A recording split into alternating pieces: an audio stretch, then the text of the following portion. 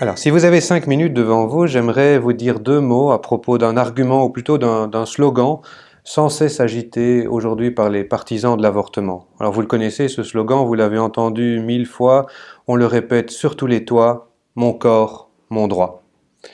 Alors, brandi au milieu de vociférations agressives, c'est un slogan qui peut impressionner, parce que nous qui l'entendons, nous craignons d'outrepasser notre bon droit en commençant à marcher peut-être sur les plates-bandes d'autrui. Pourtant, quelques instants de réflexion doivent nous convaincre qu'on peut rejeter ce slogan. Non seulement parce qu'en le rejetant, cela ne signifie pas que nous allons piétiner le bon droit d'autrui, mais surtout, en rejetant ce slogan, c'est nous qui engageons autrui à ne pas empiéter, lui, sur les plates-bandes, et même sur la vie et la survie d'un tiers. Alors d'abord, il faut dire que le principe lui-même selon lequel mon corps impliquerait mon droit d'en faire n'importe quoi, est un principe qui est faux. En droit français, on parle ici d'indisponibilité du corps humain, qui signifie simplement ceci: si mon corps est à moi, cela ne me donne pas pour autant tous les droits sur lui. Un simple exemple. Mon corps est sans doute à moi dans une large mesure, c'est indiscutable. N'empêche, je ne peux pas trafiquer mes organes. La prostitution ou la location d'utérus si je suis une femme sont des pratiques avilissantes. Et on parle de non-assistance à personne en danger quand on laisse un suicidaire passer à l'acte sans intervenir pour le dissuader de détruire sa propre existence physique. J'ai donc des droits sur mon corps, c'est entendu, mais ces droits ont pour pendant des devoirs. Je n'ai d'ailleurs des droits que parce que j'ai aussi des devoirs, et notamment à l'égard de moi-même. Alors le principe « mon corps, mon droit » est faux absolument, même s'il n'est pas absolument faux.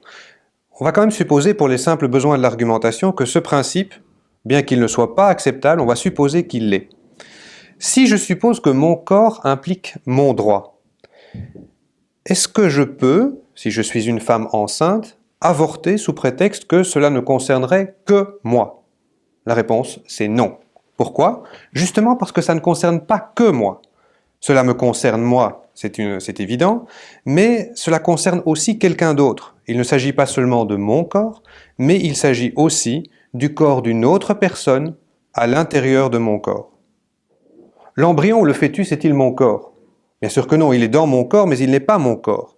Et quiconque en douterait pourrait très simplement recourir à un test ADN pour s'apercevoir que l'organisme vivant qui se développe à l'intérieur de son corps n'est pas lui. Que révèle le test ADN? C'est très simple, que mon ADN n'est pas son ADN. Je ne l'ai pas engendré seul, voyez-vous, il y a un autre ADN qui a dû intervenir et je crois que je ne dois pas vous faire un dessin pour vous expliquer ce qui s'est passé. Puisque mon ADN n'est pas le sien, et que sa vie a beau dépendre de la mienne, de la nourriture que je lui prodigue, il n'est pas pour autant réductible à mon corps. Du coup, les droits éventuels que j'ai sur mon corps ne s'étendent pas au corps de quelqu'un d'autre. Prétendre donc que le slogan « Mon corps, mon droit » suffirait à justifier l'avortement revient donc à entretenir une confusion sur les déterminants possessifs. Il ne s'agit en réalité pas de mon corps, mais de son corps, du corps d'un autre que moi, situé dans mon corps. Un minimum de cohérence exigerait donc qu'on dise plutôt « son corps, mon droit ». Mais la formule évidemment a des relents esclavagistes et cela fait tout de même un certain temps que nous nous flattons d'avoir renoncé à disposer ainsi de la personne d'autrui. Alors le slogan qui est sempiternellement répété repose simplement sur ce qu'en logique on appelle ignoratio elenchi, une ignorance de l'argument, qui dénote simplement une confusion de langage.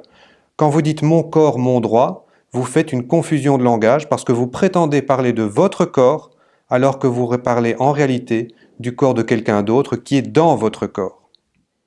Alors je l'ai dit, il est bien vrai que le petit être qui se développe dans le sein de sa mère, s'il n'est pas le corps de sa mère, dépend étroitement de ce corps pour sa survie. C'est indiscutable, personne ne le nie.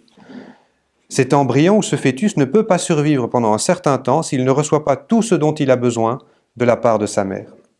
Certains n'hésitent pas à dire alors que cette dépendance justifie qu'ils aient sur le fœtus ou l'embryon un droit de vie et de mort.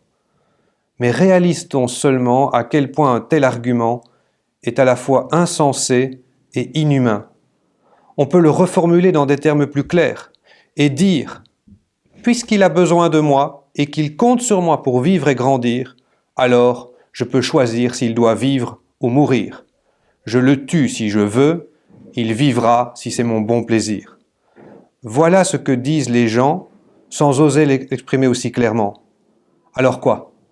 Parce qu'un être est faible et fragile, parce qu'il ne peut pas vivre sans nous, nous aurions, nous, le droit de le tuer? Je crois que poser la question, c'est y répondre. Une prochaine fois, nous parlerons d'un autre argument présenté, avancé par les partisans de l'avortement, et nous permettrons au bon sens d'y répondre en lui donnant voix au chapitre. Mais ça, ce sera quand vous aurez encore 5 minutes.